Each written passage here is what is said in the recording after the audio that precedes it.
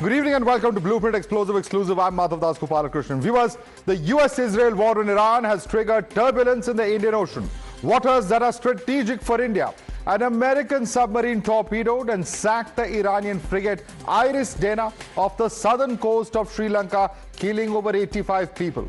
This was the first sinking of an enemy ship by torpedo by the US since World War II. In fact, there are some other incidents that have taken place as well in the interim. But this incident occurred as a frigate, a small warship, was returning from joint naval exercises in India, specifically in Visakhapatnam. A day after, there are several questions that are being raised about the stability in the Indian Ocean, particularly the wider South Asian waters. But before we get into the blame game and how does this escalation possibly impact India, let me take you through the Iranian Foreign Minister Syed Abbas Araghchi's warning to the United States. What has he said? Let's take a look. He says that US has perpetrated an atrocity at sea.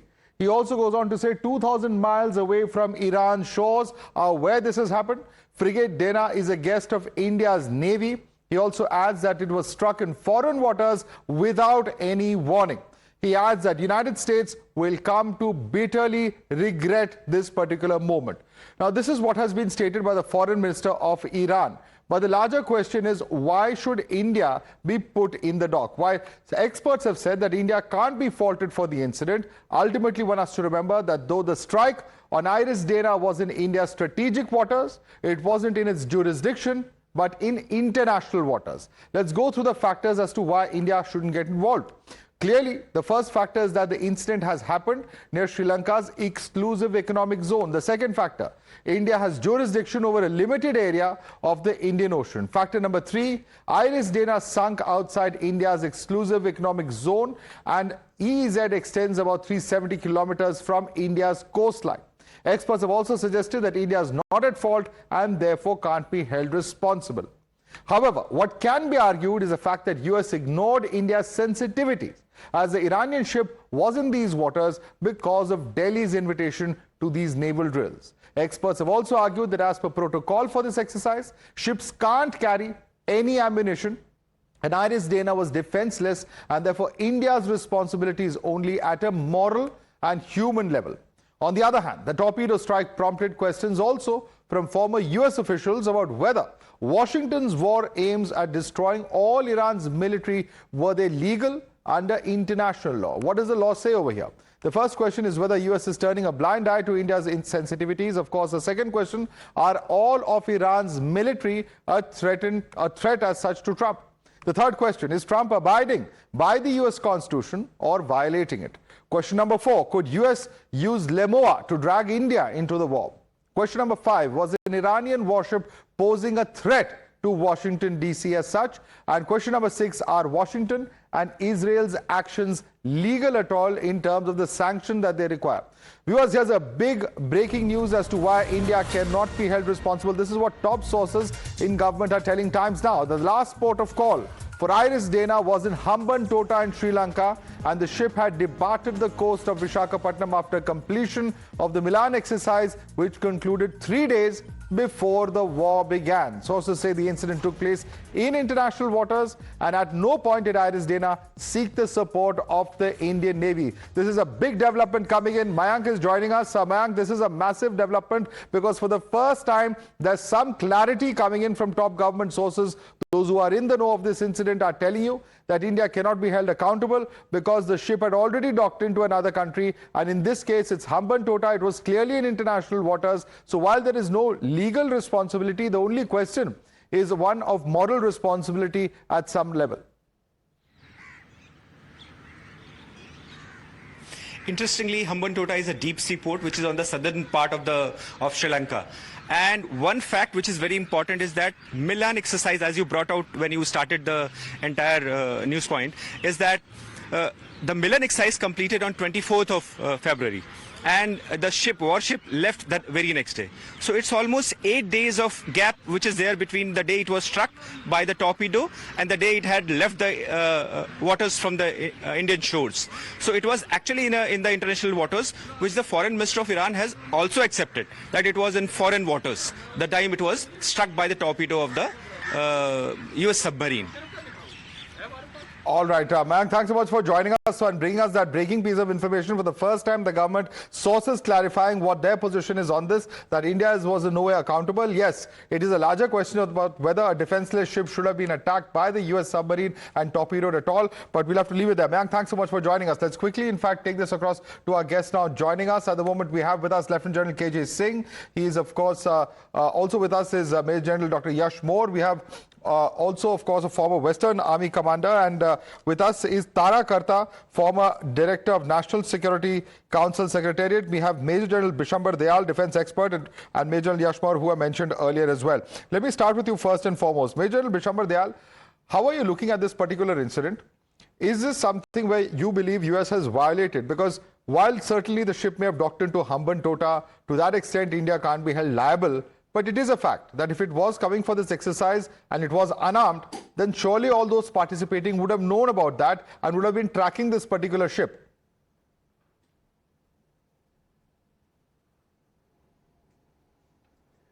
Firstly, let's look at the old idiom that everything is fair in love and war. So if we look at it that way, then I think America, since it has first violated the UN Charter for launching a war in this area, so then as far as the United States is concerned, they will continue to defend this, and as far as they are concerned, everything is legal, everything is fair, they've destroyed it. Now let's look at the other angle, that it had come for an exercise called Milan. The exercise was purely a joint exercise where ships well known do not carry ammunition. They do carry ammunition a little bit for their protection in the seas and for defense purposes, and maybe limited ammunition. They are not fully, they don't carry full ammunition, combat ammunition, which the Navy calls. So in this sort of a thing, see, we cannot, you are right when you say that India cannot be put in the dock. But we cannot take away the fact that America has also tried to undermine, I mean, that there is a lack of trust. Don't you think there's a case of trust deficit between America and India in this case?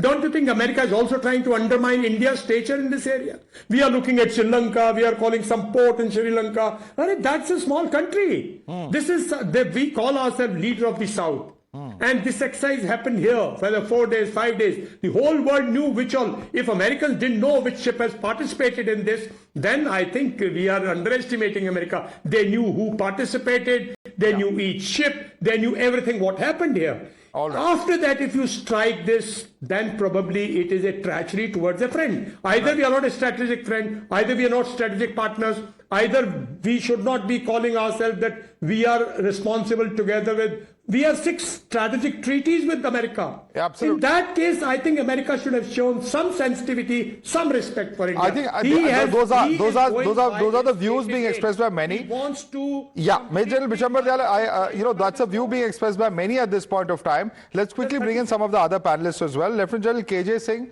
do you think that as a country that wants us to be, an ally of the United States, we have a strategic partnership at some level or the other, who knows what that torpedo would have done? If our own ships were in that particular region, at least the least that US could have done is informed India so that we could have cleared civilian activity from that area if they are going to engage in such kind of military activity. And those are some of the questions and concerns that many are raising, because India's time and again said, when it's our Sagar, Mahasagar, etc., ambitions, that Indian Ocean is a region where India exercises a considerable amount of influence. Has that been undermined by US? Madhavdas, firstly, thanks a lot. Long time back, I did a 1-year course with Indian Navy. That was Naval Staff course. And I used to wonder, when will I use this knowledge after re-retirement? So today I did some studies on this. And for your viewers, see, the interpretation is like this. When 2 nations go to war, they open up their seas for the war. Seas all over. Like seas are open for trade, now seas are open for hostilities. In World War II, Japanese sank British ships, and British carried out attacks in the areas of Falkland in World War II. So all oceans are open, and the legal position is there is something called as UN Convention on Laws of Seas. Now that gives you territorial jurisdiction only for 12 nautical miles. That's it. And in this, Americans have signed it but not ratified it. They occasionally use it against Chinese. And let's see China. China blatantly ignores it. The judgment given by tribunal in UN Convention on Law of Seas in favor of Philippines, China said, hell to you. We don't accept it. So, frankly, if you go only as per law, Iranians were certainly playing with fire. The command and control system had broken down. There was no need to go back to war zone. They could have stayed here and been protected. This was Okay, I think that, okay, that's also a fair point. And let me bring in Major General Yashmore on that. Major General Yashmore, how do you answer that? There was no need for them to rush into the open seas. They knew that the hostilities that were there for past several days. It's not something that just broke out last night or the day before the incident happened. It's been happening since Saturday. So we did know for about 5 days before that of the possibility of US striking back. And look at the kind of force with which US and Israel have been pounding, the Iranian Navy. They perhaps knew that they were under threat. They could have sheltered themselves at a foreign port if they wanted to. Your response to that? I don't think that is a fair assessment. They have done an exercise. They came for a certain period of time. They have to go back. These sailors must have been picked up because they also did drill in Visakhapatnam. They were, being clapped and felicitated everywhere in Visakhapatnam. They were saluting the President of India. They must have got the best sailors there for all kinds of activities. They were exchanging gifts. The Iranian naval chief was here. And we were tweeting how glad we are to see Iranian Navy here. So I'm sure they were wanting to go back.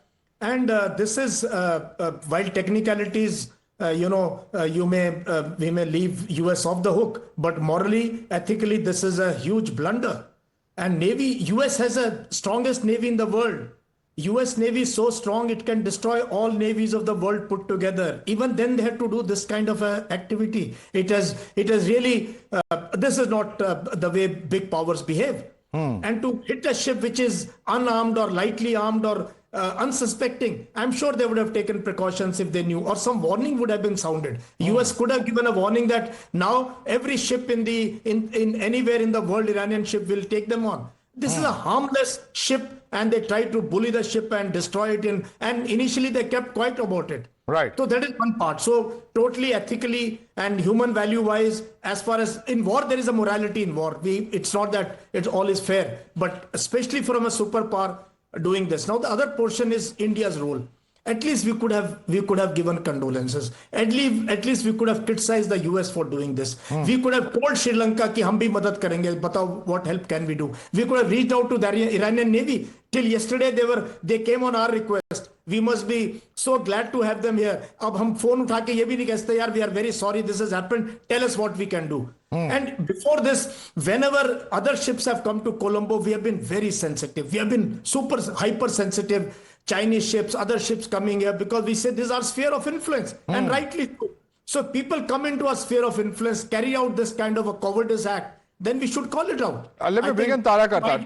There are two very important questions that arise from what General Morris just said. And Tara Karta, I'd like you to address those. One is, this whole, talk of spheres of influence that Trump loves to talk about. He thinks South America is the backyard and US has, the complete rights over that region. Similarly, that logic should apply to the Indian Ocean region. At least they could have taken the Indian Navy into confidence, point number one. And point number two, do you agree with General Moore that while there is no legal issue as such, and perhaps, culpability cannot be fixed or accountability cannot be fixed, but it's also moral responsibility, because we did invite the Iranians to participate in our program. They've marched on Indian streets when it comes to Visakhapatnam. How do you answer those two questions? Tara Karta.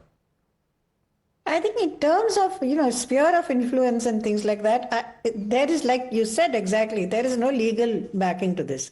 Number two, when we talk of, we are objecting to other ships in Hambantota, which is right, but that is for a security reason. When you have people spying on you, then you raise that issue. Other countries, if they come and go, we don't say anything. Number three, the fact that the ship itself, when it raised a distress call, all of you would know that the country which is closest to it goes for a rescue. So it raised a distress call to Sri Lanka, and Sri Lanka went to help. If we had to go and help, it would have taken another 2 to 3 days. And number five is the fact that I am not sure about this unarmed business, because it was a live firing exercise. So there was a lot of firing going on in that's how the Milan is taken up. So I reserve my judgment on that. I don't know. But you see, in the end, wars are dirty businesses. And it's getting dirtier and dirtier by the day. The era of just war is long over. Anybody is a fair target. Do you need, under international law, should the US have sort of declared war? Ideally, yes. Because in that case, all of these things are a target. But under law, you don't necessarily have to. If it is, you are right. I mean, I would have thought the Iranian captain would have enough sense to understand that, look, yeah, there's a war going on, my ship could be in danger. Apparently, it didn't bother him. These are, there's unfortunately on social media, this has become an emotional issue. What I'm trying to say is, while I am really feel terrible for those sailors who lost their lives, this is finally none of our business. I'm sorry to say it straight up front. Tara Karta, the Arakchis, the foreign minister of Iran is saying that they were India's guest. That's the social media post he's put out. And escort him home now. A guest will come and he leaves. After he leaves, he's on his own.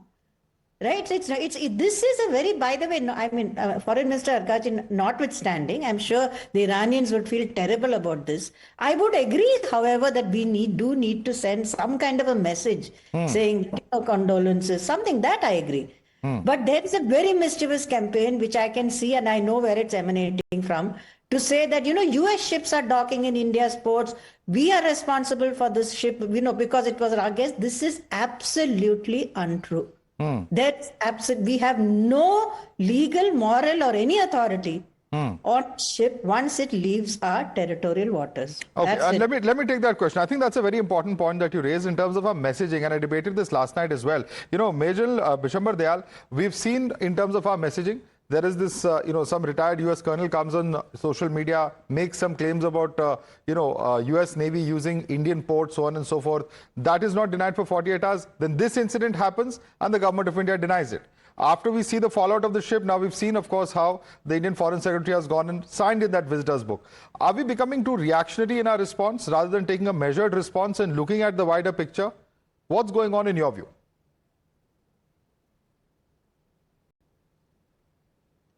See, we must look at if we look at the wider picture, then the whole war is to be looked at wider picture, then we should understand why America is here. I mean, America is not here to eliminate Ayatollah Khomeini or to eliminate the nuclear program. He's here just simply to control this entire region so that he can marginalize China, so that he can isolate Russia, so that he can undermine countries which are emerging powers. India is an emerging power. This action is purely, it undermines whether we don't know. I mean, I'm not saying, firstly, to say that a ship which has come for an exercise and done a ceremonial firing in exercise is fully combat armed is, I think, not correct. That shows that we have spent our lifetime around these exercises and they don't come fully, they will not come, you will not participate in an exercise. You can harm somebody here also, no. So all those are norms. Secondly, the basic issue is that this entire war, if it is immoral, then how are we looking at America from morality? Who will tell him that this is immoral? America has launched a war, destroying this area, destroying the world economy. He is trying to control this area. These are very important areas as far as lines of communications are concerned, whether they are sea line, whether they are air line, whether they are communication lines. This is a critical area. So he wants to have a complete control of this, and energy is part of it. So if he is doing this war and nobody is speaking, then what is a ship destruction? Who is going to speak? But yes, India, if it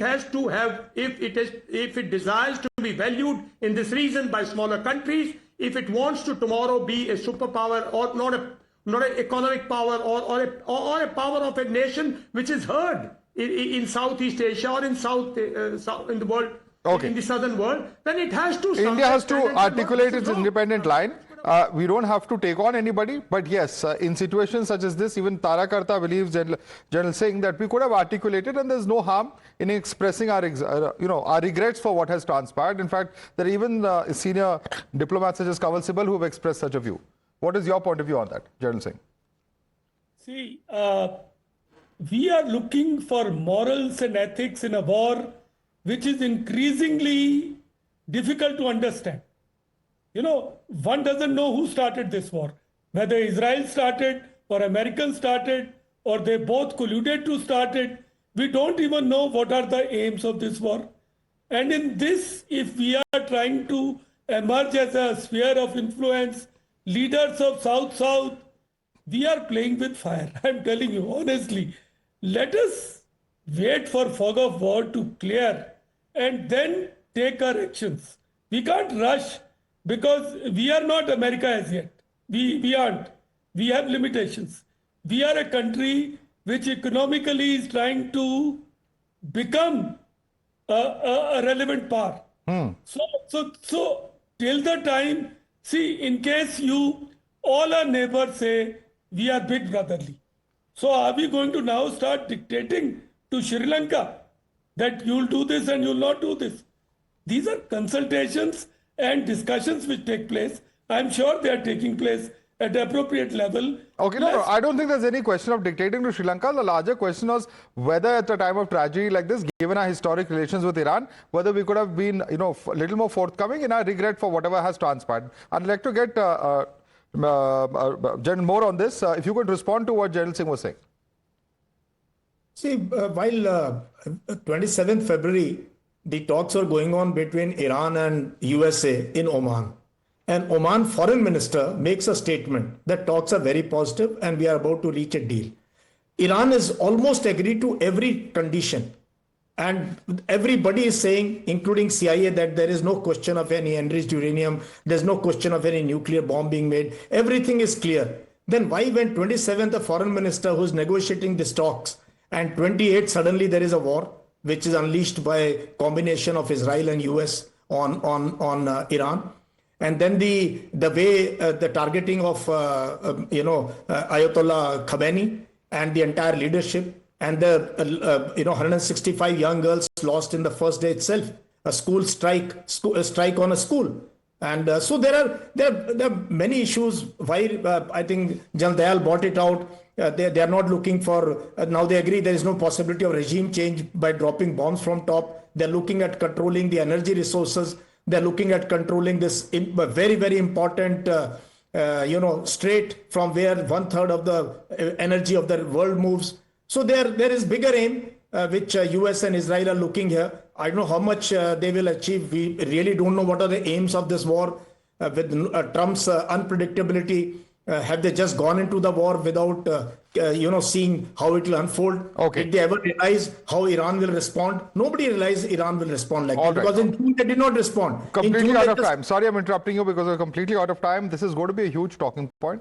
For India, certainly, this is a very big moment. The last 24 hours have actually brought in a sense of reality to Indians of how close the war can come to its shores. Is it really at India's shores? Can we expect more of such activities? We don't know at the moment, but certainly it's an incident that has surprised many. And of course, what's to be expected if there is war happening in our neighborhood? There is bound to be some amount of impact on India as well. Lieutenant General KJ Singh, Tara Karta, Major General Bishambar Dayal, Major General Dr. Yash Moore, I'd like to thank all of you for joining us this evening.